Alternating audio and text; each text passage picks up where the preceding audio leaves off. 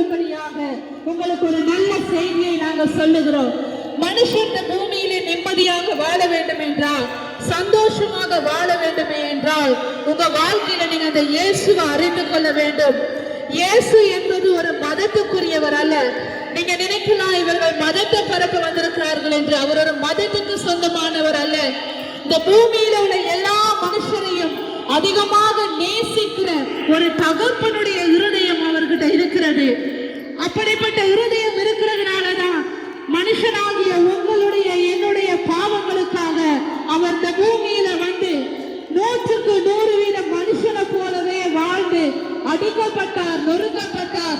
தன் சரீரத்தின் கடைசி சொட்டு ரத்தம் வரையும் இந்த பூமியில உங்களுடைய என்னுடைய பாவங்களுக்காக சிந்தினார்.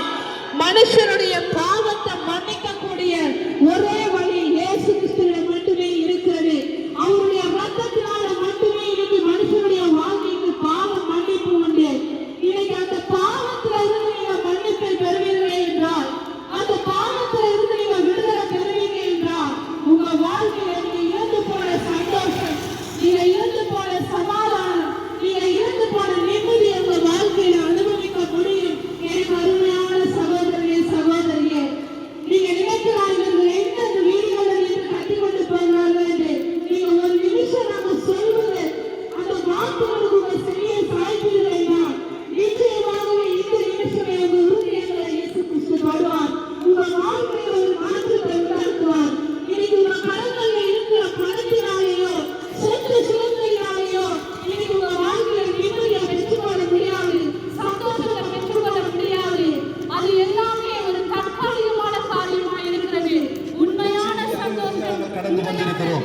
இதை கேட்கிற அன்பான தம்பி, என் சகோதரா, என் சகோதரியே, ஒரு காரியத்தை நாங்கள் சொல்லுகிறோம். நீங்கள் நினைக்கலாம் இவர்கள் மதத்தை மாற்றுகிறார்கள் அல்ல மதத்தை பரப்புகிறார்கள் நினைக்கலாம். நான் ஒன்றை சொல்லுவேன், இந்த பூமிக்கு ஆண்டவராகிய இயேசு கிறிஸ்து ஒரு மதத்தை பரப்பவோ அல்ல மதத்தை உருவாக்கவோ ஆண்டவராக இயேசு கிறிஸ்து இந்த பூமிக்கு வரவில்லை. அருமையான சகோதரனே, சகோதரியே, ஒரு காரியத்தை சொல்லுகிறேன். ஆண்டவர் சொல்லுகிறார், வருத்தப்பட்டு பாரம் சுமக்கிறவர்களே எல்லாரும் என்னிடத்திலே வாருங்கள், நான் உங்களுக்கு இழப்பாறுதல் தருவேன் என்று ஆண்டவர் சொல்லுகிறார். எல்லாரும் என்றால் யார்? அனைத்து மக்களையும் தேவன் சொல்லுகிறார். அவர் மதத்துக்கு அவர் தலைவர் அல்ல, ஒரு மதத்தை உருவாக்குவர் அல்ல, ஒரு மதத்தை பரப்புகிறவர் அல்ல. இதை கேட்டுக்கொண்டு இருக்கலாம், நினைக்கலாம் இவர்கள் பைத்தியக்காரர் போல், இவர்கள் பைத்தியக்காரர்கள் பேசுகிறார்கள், பைத்தியக்காரர்கள் அறிவிக்கிறார்கள் கேட்கலாம். ஒரு காரியத்தை நான் சொல்லுகிறேன், நாங்கள் முன்பு இப்படித்தான் ஒரு மனிதர்கள் பாவத்தையும் சாபத்தையும் அநேக குடிக்கு அடிமையாக அநேக பாவங்களுக்கு அடிமையாக வாழ்ந்த மனிதர்கள். அந்த வாழ்கிற காலத்திலே எங்களுக்கு விடுதலை தருவதற்கு யாருமே இல்லை, நல்லது சொல்வதற்கு யாருமே இல்லை. இப்படித்தான் இந்த ரோட்டால இயேசு நேசிக்கிறார், இயேசு பாவத்திலிருந்து விடுதலை தருகிற தெய்வம் என்று அநேகர் சொன்ன பொழுது நாங்கள் அதை அசக்கினமாக இருந்தோம். நாங்கள் சில நேரங்களில் இதை வேடிக்கையாக பார்த்தோம். சில நேரங்களில் இவர்கள் பைத்தியக்காரர் போல பேசுகிறார்கள், இவர் பைத்தியக்காரர் போல சொல்லுகிறார்கள் என்று நாங்கள் அநேக தடவை நாங்கள் வாழ்ந்ததுண்டு. ஆனாலும் சில நேரங்களில் எங்களுடைய வாழ்க்கையில வேதனை, எங்களுடைய வாழ்க்கையில பாடு, எங்களுடைய வாழ்க்கையில துன்பம், எங்களுடைய வாழ்க்கையில கவலை, எங்களுடைய வாழ்க்கையில நிம்மதி இல்ல, சமாதானம் இல்ல. யார் எங்களுக்கு விடுதலை தருவார்கள், யார் எங்களுக்கு சமாதானம் தருவார்கள் என்று நாங்கள் ஏங்கின நாட்கள் உண்டு. அந்த நேரத்தில் எங்களுக்கு யாரும் வந்து சமாதானம் தரவும் இல்லை, எந்த மனிதன் வந்து எங்களுக்கு ஒரு விடுதலையான வார்த்தையை சொல்லவும் இல்லை. அந்த நேரத்தில் இதை போல ஆண்டவராக இயேசு உங்களை நேசிக்கிறார், இயேசு உங்களுக்கு விடுதலை தருவார், இயேசு உங்களுக்கு சமாதானம் தருவார், உன்னை பாவத்திலிருந்து தேவனுக்கு விடுதலை தருவார், உன் குடிப்பழக்கத்திலிருந்து விடுதலை தருவார். நிச்சயமாக இயேசு உன்னை நேசிக்கிறார் என்று எங்களுக்கு சொன்ன பொழுது நாங்கள் கேட்டோம். எந்த மனிதனும் எங்களை நேசிக்கவில்லையே, எந்த மனிதனும் குடிக்காது என்று சொல்லவில்லையே, எந்த மனிதனும் பாவத்திலே இருந்து நீ விடுபட என்று சொல்லவில்லையே. இந்த இயேசு விடுதலை தருவாரா? இந்த இயேசு பாவத்திலிருந்து தூக்குவாரா? இந்த இயேசு குடிப்பழக்கத்திலிருந்து விடுதலை தருவாரா? இந்த இயேசு ஒரு வியாதியிலிருந்து விடுதலை தருவாரா என்று ஏக்கத்தோடு நாங்கள் கேட்டோம். அவர்கள் சொன்னார்கள், இந்த இயேசுவை நீ கூப்பிட்டுப்பார், இந்த இயேசு உண்மையுள்ள தெய்வம், இந்த இயேசு உயிருள்ள தெய்வம், இந்த இயேசு இந்த பூமிக்கு 2000 ஆண்டுகளுக்கு முன்பதாக மனிதகுல பாவத்தின் நிமித்தம் இந்த பூமிக்கு வந்தார். மனிதகுலம் பாவத்தின் அந்த செய்த பாவத்தை அந்த இயேசு சிலுவையிலே சுமந்து தீர்த்தார். அந்த தெய்வம் தான் உன் பாவத்தை சுமந்து தீர்க்க முடியும் என்று சொன்னார்கள். நாங்கள் கேட்டோம், இந்த குடிப்பழக்கத்திலிருந்து விடுதலை தருவாரா? இந்த குடிப்பழக்கத்திலிருந்து விடுதலை தருவாரா? இந்த வியாதியிலிருந்து விடுதலை தருவாரா? இந்த சிறையிலிருந்து விடுதலை தருவார் என்று கேட்டோம். அவர்கள் சொன்னார்கள், நீங்கள் மதம் மாற தேவையில்லை, நீங்கள் மதம் மாற தேவையில்லை, மனசு மாறுங்கள், இயேசுவை ஏற்றுக்கொள்ளுங்கள், இயேசு உங்களுக்கு விடுதலை தருவார், இயேசு இயேசுவே இந்த குடிப்பழக்கத்திற்கு விடுதலை தாங்க என்று கூப்பிட்டுப்பா.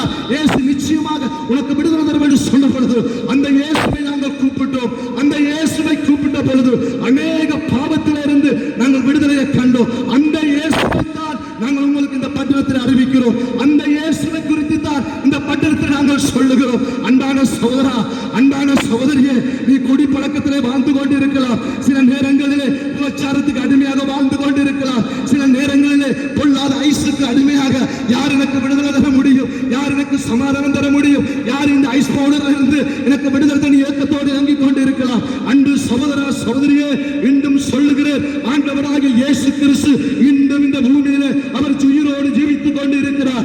அந்த இயேசுவை நீ உள்ளான இருதயத்திலே இயேசுவே இயேசுவே இந்த ஐஸ் பவுடர் இந்த விடுதலை தாங்கள் என்று நீ கூப்பிடுவாயா இருந்தால் இயேசு நிச்சயமாக உனக்கு விடுதலை தருவார். அன்பு தம்பி, அன்பு இயேசுவை நாங்கள் அறிவிக்கிறோம். இயேசு கிறிஸ்துவை அல்லாமல் வேறு ஒன்றை நாங்கள் பிரசங்கிக்கிறது இல்லை. இயேசு கிறிஸ்துடைய நற்செய்தி அல்லாமல் வேறு எதையுமே நாங்கள் உங்களுக்கு சொல்ல வரவில்லை. இயேசுவின் அன்பு உங்களுக்கு வேண்டும். இயேசுவிடத்தில் பணத்தையோ பொருளையோ வேற எதையுமோ கேட்கவில்லை. உங்களிடத்தில் கேட்கிறது எல்லாம் உங்களுடைய இருதயத்தில் சந்தோஷம் இருக்கிறதா, சமாதானம் இருக்கிறதா, நிம்மதி இருக்கிறதா, பாவத்தை மன்னிக்கப்பட்டு என்கிறதான அந்த நிச்சயம் இருக்கிறதா? இன்றைக்கு நீங்கள் மரித்து விட்டால் எங்கே செல்ல முடியும்?